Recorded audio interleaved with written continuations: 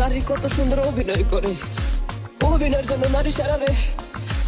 আল্লাহ আল্লাহ গো, কেন তুমি ওই বেঈমানের সাথে আমার দ্বিতীয়বার দেখা দিলা, দ্বিতীয়বার দেখা দিলা। তোর প্রেমেতে পইরা জীবন হইল রে ছাড়ে খা। এখন আমার রইল বাকি শুধু অন্ধকার।